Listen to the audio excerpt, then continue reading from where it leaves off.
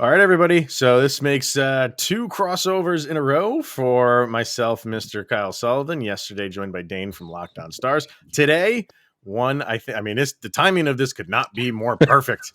It's Tony Cordasco from Locked On Vegas Golden Knights, and I promise we won't talk about LTIR for 30 minutes, maybe 28.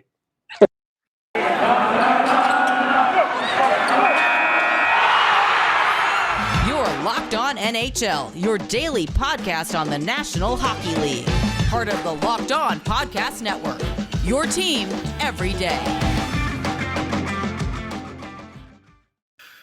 What's going on, everybody? Welcome to the another crossover episode of Locked On Avalanche and Locked On Golden Knights. Thank you for making this your first listen of the day. That is always appreciated. I am Chris Maselli. He is Kyle Sullivan. We are with Locked On Avalanche, and Tony Cordasco of Locked On Vegas Golden Knights is here. And if you were watching on YouTube, you said I kind of opened by saying it could not be more of a perfect time to do this crossover. We kind of had this planned for a little while, knowing that this game would be played on Wednesday night.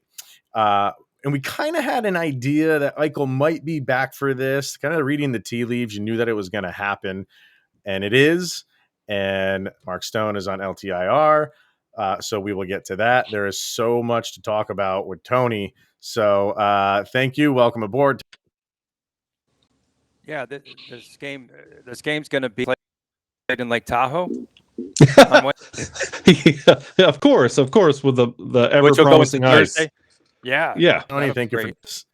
We're gonna, I mean, another 12-hour game. I think we're all down for that. Why not? So let's start there, man. There's so much going on with Vegas, and we got to start with Eichel, and his first game is going to be obviously Wednesday night against the Avalanche. I want to start with him, and then we'll get to Mark Stone and all the LTIR stuff. What are Vegas fans expecting of him? I mean, is he getting, full first line minutes right from the jump, or is this going to be, we'll give him 10 minutes or so just to ease him back into game mode, or is it, like I said, all the gloves are off, you're out there? Well, Pete DeBoer. Sorry, guys, my microphone is not. There we go. That's better. Now you can hear me. So Pete DeBoer was actually saying that he's going to just watch. He doesn't have a pitch count, so to speak.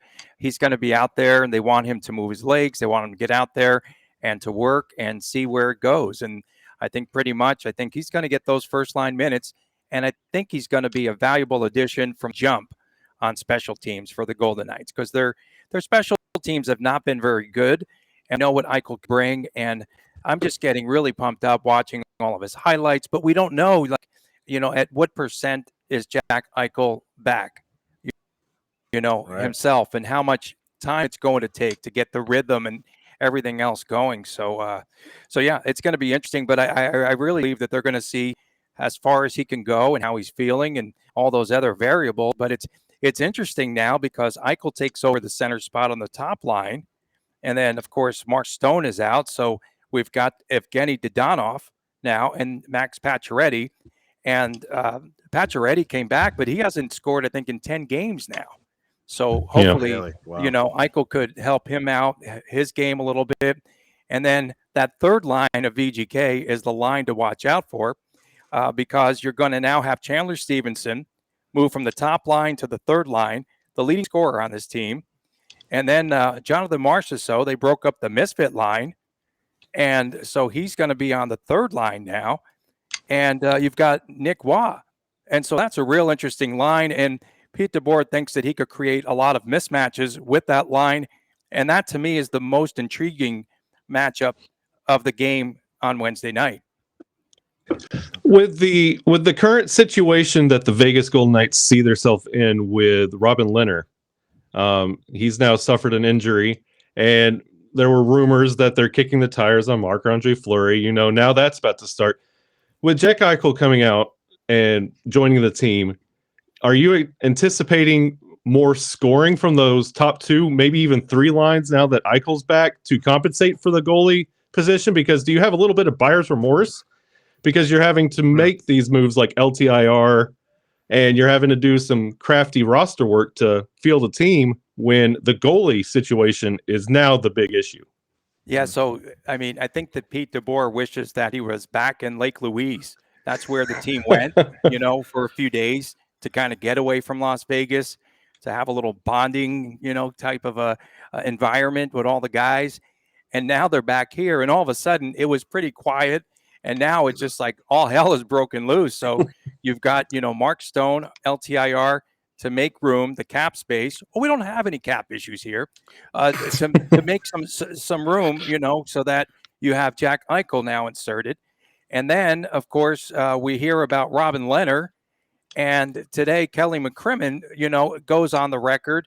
I should say, on Tuesday, McCrimmon goes on the record and says, oh, no, we're not going after Fleury, not at all. And, the fans here love Marc-Andre Fleury, and they were just going bananas, once the Frank Saravelli story came out earlier in the day. And now Robin Lehner appears to be out for a while. So this is a shoulder injury, and he's got – and you know what, guys? I never thought that Lehner would be the day-to-day guy. Like, I never agreed with anyone that this guy would be durable enough to play an entire season. And here we are where, they're in, again, a bit of a quandary. They don't know what to do. They have to get another goaltender. And they're talking, I've heard Georgiev's name thrown around. But Georgiev might go to Chicago in exchange for Fleury. Fleury goes back and plays for Gerard Gallant. There are so many scenarios. Wow. There are no cap issues. There's no cap issues. There are no cap issues is the new T-shirt. That's why there are no cap 15 issues. players against you guys, against the Avs last year. There's no cap issues. There's never been. That is the $18 million over the cap T-shirt of this year. Is there are no You cap saw issues. my hashtag from last year? What was it? Stanley Cap. It was hashtag Stanley Cap. Let's talk about this, man. Like how are they going to navigate this over the next few years? They lucked out this year. Let's just call that what it is. And they, if Eichel was not in the game, if he was not a Knight, maybe you're putting Stone on, a couple week injured reserve or something like that, and then he would come back. He would come back if he's 80%. But now they have the luxury of exploiting that loophole and putting him in LTIR, and then miraculously he will be ready for game one, round one. And they've played the system, they've gamed the system, and they're not doing anything illegal, but they are lucking out. Now but from a Knights standpoint, you're losing Stone, you're gaining Eichel. Maybe that's an even trade-off. I'll take that trade. Maybe I'll tell you, you know what I mean? Maybe 60 or 70% because, Stone wasn't scoring that much this season. He was more. And, Kelly McCrimmon said, oh, yeah, Stone had this injury dating back to last year. And McCrimmon said he got injured in the second game. He really hurt his back. No, he hurt like his knee, I think, or his lower body. So I don't know what to believe around here, guys. I'm just going to be honest with you. They are, I mean, are they not becoming like the New York Yankees of the hockey world? Like people just seem to like hate them. I know. Number one, because they've never had to suffer through a bad season yet. Like they're a good team. You have to admit they're a good team, but the way they go about business, they're just going to grab, like, even though they've said that Fleury is not in their plans, just the fact that that's out there. He's in their plans. Yeah. Trust me. That doesn't just happen. And, we all trust Saravelli and, it's definitely something that's happened. There's been some conversations there to try to get him back. So but how does that work? You let him go because of cap reasons. And now you want to out via Twitter, Right. Exactly. Wonderful. And then how do you bring him back when you've already acquired Eichel and now you're going to bring him back, and the reason you traded him in the beginning was for cap reasons? My mind like explodes when I try to figure out how they do business. And on the other end, it's like must see TV to see how they navigate this, because in the end, it just seems like they always come out squeaky clean. And that's another reason why people just can't like stand Vegas, because they always win. They're always right. They're always at the forefront. I mean, you don't win the cup yet, but they haven't had to suffer like every other franchise in NHL history has had to. Yeah, and you're absolutely right. But the GMs could only blame themselves for dealing with the Golden Knights and sending all these players, here to Vegas. And to me, it's like every year they've said that there's like absolutely no problems with the cap, and then we just see as the season starts to wear on, and as soon as they signed Eichel, it's a $10 million a year ticket, and so now we're all worried about who's going to get traded in every day. And I think the game at Calgary, I thought that the team was not only physically spent but emotionally spent because Riley Smith, his contract expires at the end of the year, $5 million. That's easy to get rid of him, right? No contract at the end of the season. Evgeny Dodonov, I think he's a little bit overpaid at around what, 5 million, 5 to 6, somewhere in there. Yeah. And so everyone was, I think, on alert of who was going to be let go. And I think that was a factor in that, just kind of struggling at times, injuries aside. And they have had so many injuries on this team. When you have Pacioretty out and Stone out for a bulk of the season, and a lot of players, didn't really step up, but a lot of the AHL guys did. Pete DeBoer, I think right now, to me, and I watch him every day, and I'm not like his biggest fan, but he has to be up for Coach of the Year honors because of the job that he's done to put this team in a position to win the Pacific Division. It's like, Not a bad it's call. incredible, Not but a bad I call. don't. There is a lot of there are a lot of smoke and mirrors, guys. I'll be honest with you. Yeah. With this team, and now, so if Leonard's out, you take his $5 million and you could put that on the shelf on LTIR. We still have Alec Martinez out there who hasn't played in a while, and hopefully he can make his way back into the lineup. And then somebody's going to have to be let go, right? They're still going to have to play that numbers game, and they can't be in the position against the Colorado Avalanche again when you're going for the President's Trophy to only suit up 15 guys. That cannot happen again, ever. But here we are again. And they locked down all these players long term. Made no sense. Well, that's what I want to get to. Yeah. All right. Let's hear from Bill Barr, and then I want to talk about that stuff. But yeah, so yeah, all right. Let's get to Bill Barr. Man, there's so much to get to. I love this. All right. So we are now into February, and New Year's resolutions are probably all but extinct. But that does not mean you can't kickstart new resolutions or start to eat right, and you can do that with Built Bar. And if you haven't tried their newest invention, the Built Bar Puffs, if you like marshmallows, which I know Kyle does, they are your new favorite. It's the first ever protein-infused marshmallow bar. They're fluffy, they're marshmallowy, and they're not just a protein bar. They're a treat covered in 100% chocolate, and they don't taste like what, Kyle? A chemical spill. Of course not. Who wants to eat a chemical spill?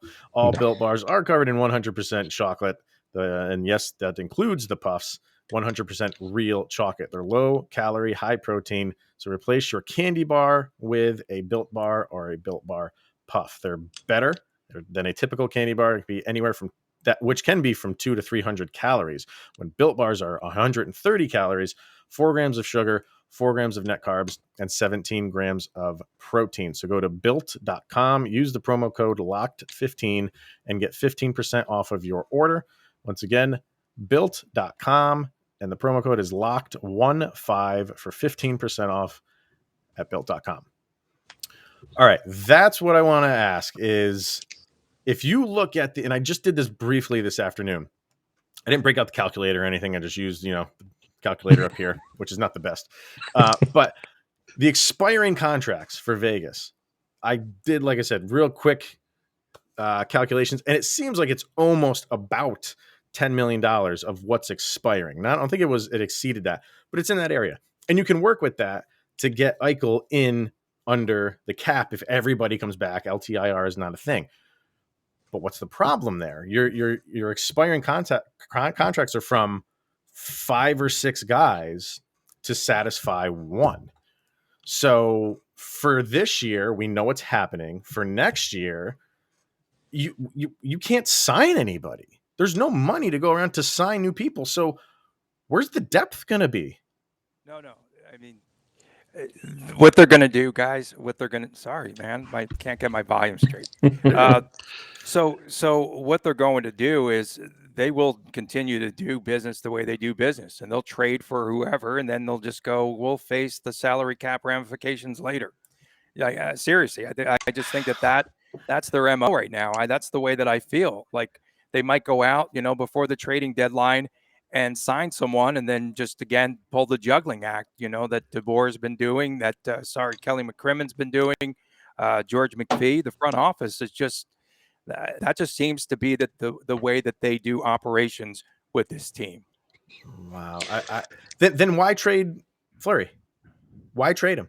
Why not try to figure that? Like if you traded Fleury, who has a less cap hit than Eichel, and you brought in Eichel, what was the reason to trade Fleury? If you had cap issues, those cap issues didn't apply to Eichel.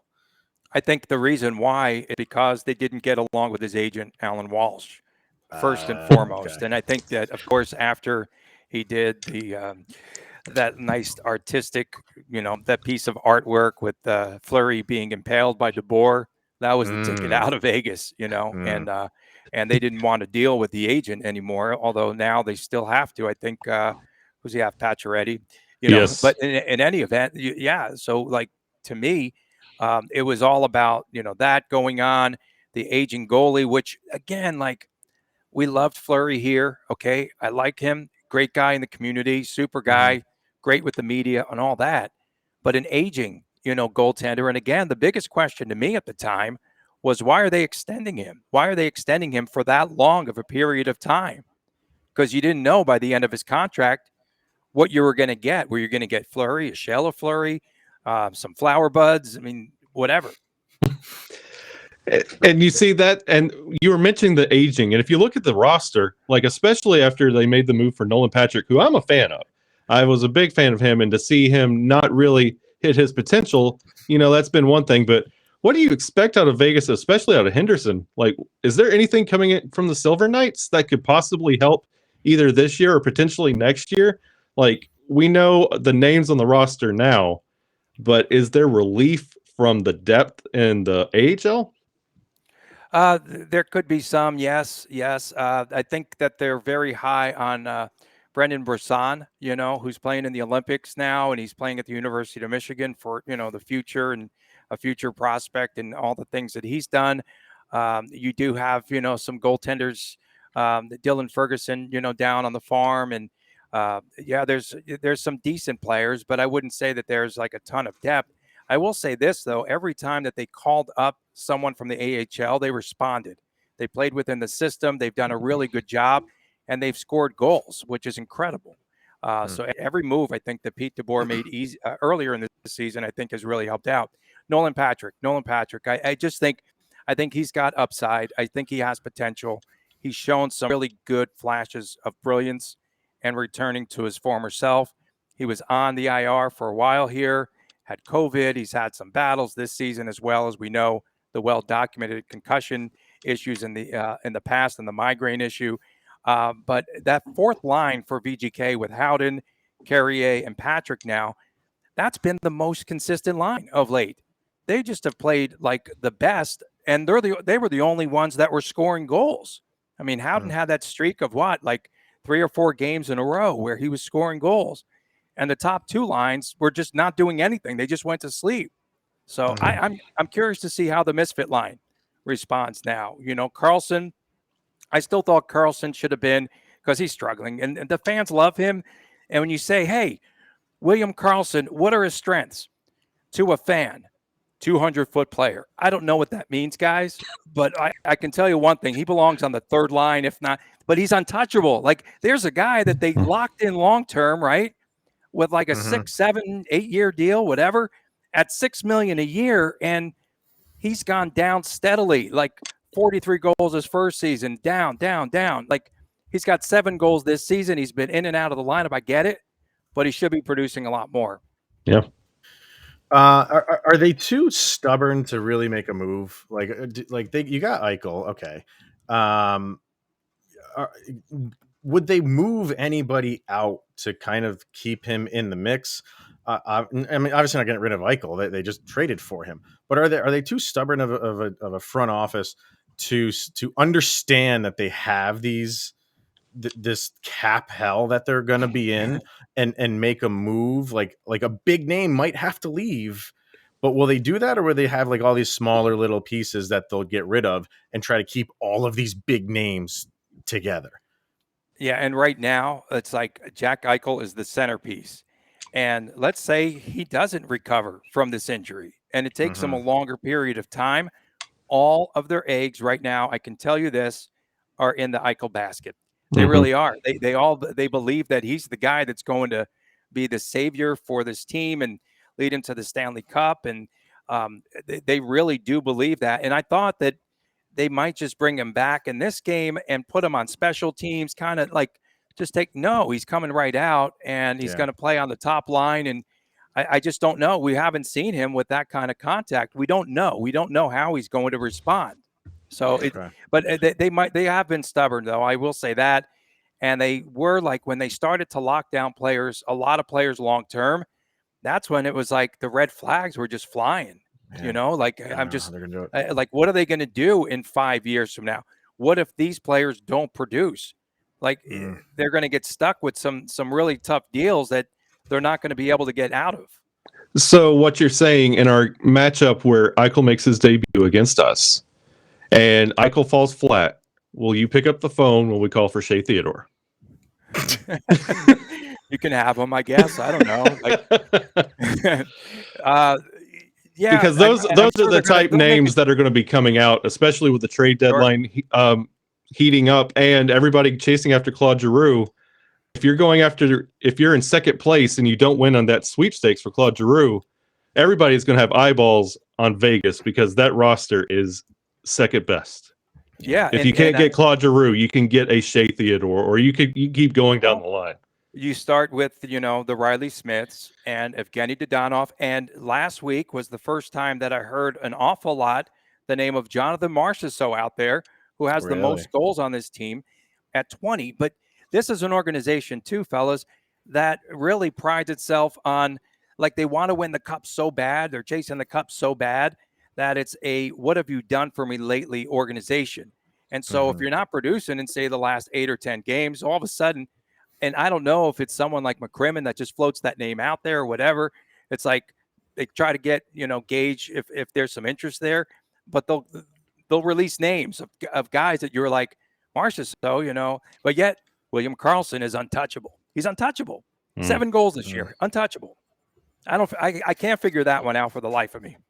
Maybe they're not the Yankees. Maybe they're the New England Patriots. They just get rid of you if you're not producing. So, Are you guys good? Are we going to talk much about the Avalanche? I was just going to say, let's get into let's get into the what we're expecting tonight. So this is becoming, and Kyle and I talk about this a lot. It's becoming, you have your rivals within the division, you have your rivals within the conference, then you might have some rivals in the other conference, but this is becoming a good rivalry between these two franchises, and it has all the makings of it continuing for years to come because they're both set up. I mean, we're talking about the cap issues that Vegas has. You kind of got to figure that they're going to figure it out, and they're still going to be able to keep the majority of these guys. And the Avalanche are set up for years to come as well. These two teams are, whenever they go at it, you're going to have to tune in. And so I mean, I would say what you're expecting tonight, the Avalanche, I think are going to be, there's still, they have that bad taste in their mouths from how it went down in the playoffs, and that will stick around for them until they're able to overcome that. The regular season is not going to cure that. And unless, if they go forward into the playoffs and they go deep and, they're lucky enough to get to the cup final and maybe even win it, that will be great. Obviously, if they don't have to face Vegas in the process, personally, I'll feel like I want it all now. I want to be able to avenge that loss in the postseason, and I want to go on to beat them and then, win the ultimate prize.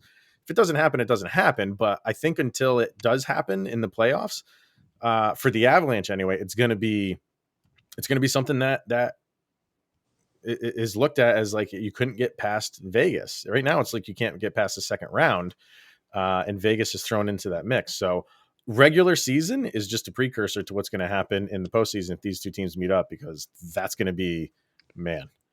cannot wait. And Vegas, What do you think? Vegas won. They won earlier this season there in Colorado, and then you guys kind of just left them hanging at the airport or whatever, and their flight was delayed. So good work on your part. Oh, really? But Did then that they came happen? back I'm and so sorry. yeah, So sorry. yeah, they beat Dallas. They beat Dallas on the tail end of that back to back. But I wanted to ask you, Nathan McKinnon, he's back. Yeah.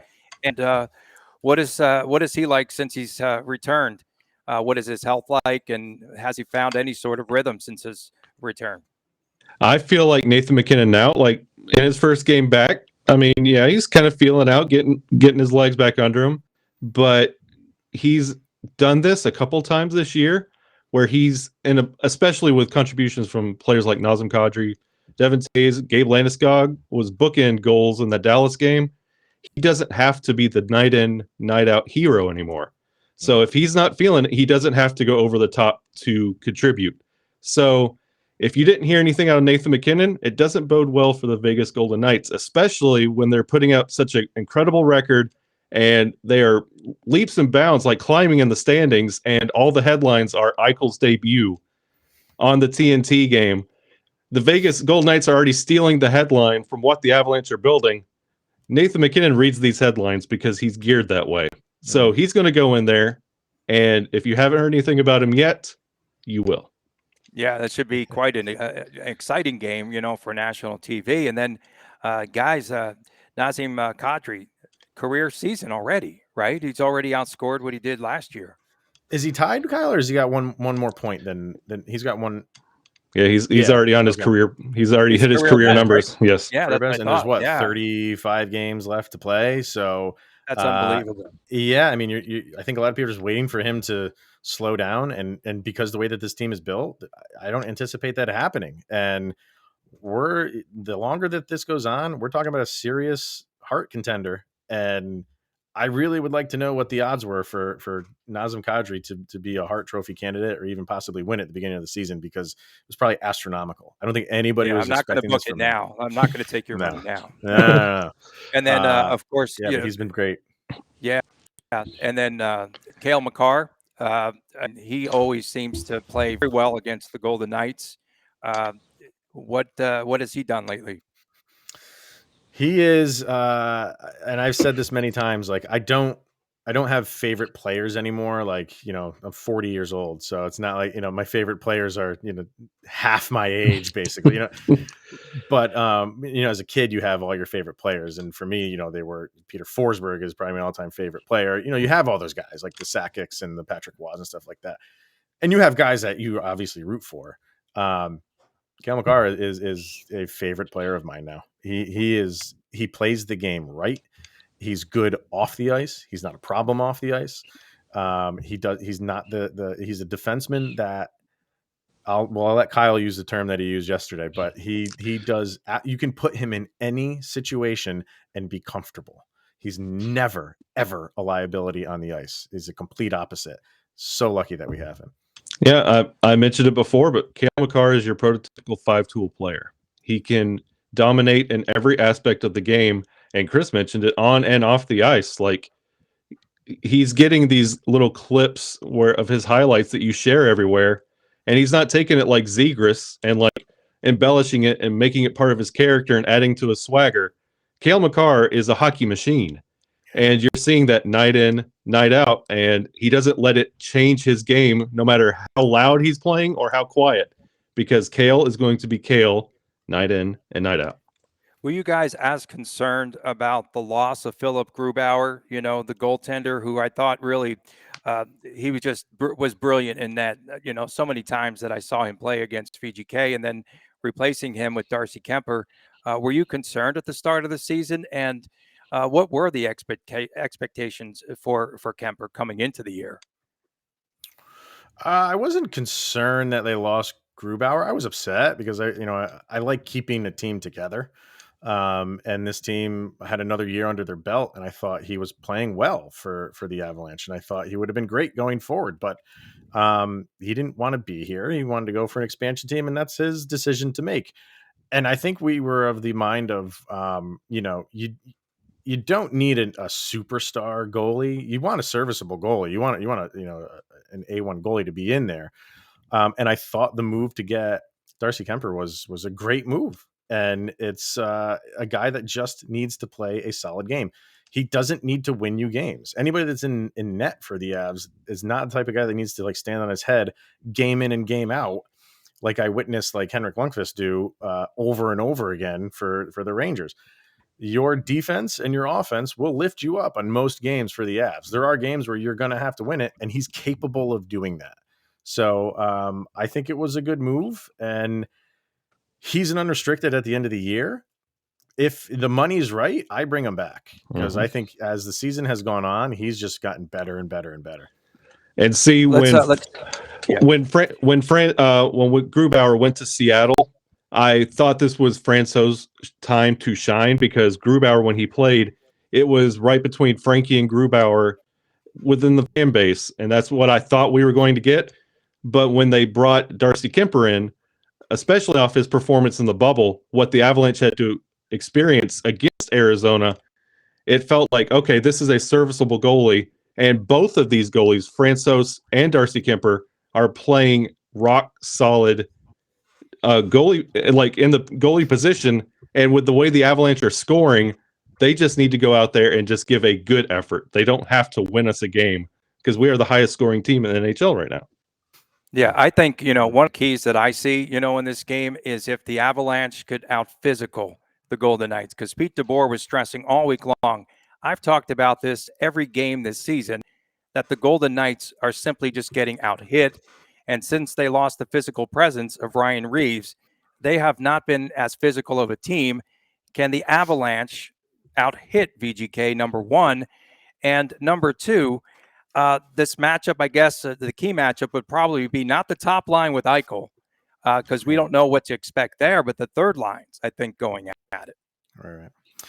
All right. Well, we got to wrap this up for now, and there's a lot to get to, so we will definitely have Tony back on here in the near future. But thank you for joining for Can this we talk episode, for another hour? Tony. No. We could, but we will do it. No Trust me. Salary cap problems. None. No issues. Print it. No Print issues. it.